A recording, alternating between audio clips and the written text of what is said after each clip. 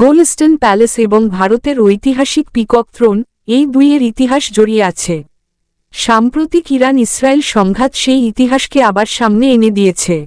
নিচে সহজভাবে ব্যাখ্যা করা হল। যুদ্ধের আঘাত পড়েছে গোলিস্তান প্যালেসে। ইরানের রাজধানী তেহরানে অবস্থিত গোলিস্তান প্যালেস একটি ইউনেস্কো বিশ্ব ঐতিহ্যস্থল। সাম্প্রতিক হামলা ও বিস্ফোরণের ধাক্কায় এই ঐতিহাসিক প্রাসাদের কিছু অংশ ক্ষতিগ্রস্ত হয়েছে বলে রিপোর্ট এসেছে। ভাঙা কাচ, ধ্বংসাবশেষ ও স্থাপত্যের ক্ষতির ছবি প্রকাশ পেয়েছে। এই প্রাসাদ শুধু ইরানের নয়, বিশ্ব ইতিহাসেরও গুরুত্বপূর্ণ নিদর্শন। ভারতের ইতিহাসের সঙ্গে এর সংযোগ। এই প্রাসাদের সঙ্গে ভারতের এক বিখ্যাত ঐতিহ্যের সম্পর্ক রয়েছে, পিকক থ্রোন বা ময়ূর সিংহাসন।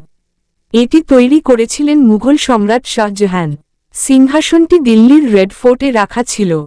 1739 সালে পারস্যের শাসক নাদির শাহ দিল্লি আক্রমণ করে এটি লুট করে ইরানে নিয়ে যান।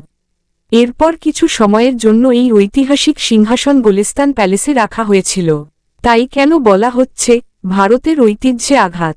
কারণ গোলিস্তান প্যালেসে একসময় ভারতের মুঘল সাম্রাজ্যের সবচেয়ে বিখ্যাত প্রতীক রাখা ছিল।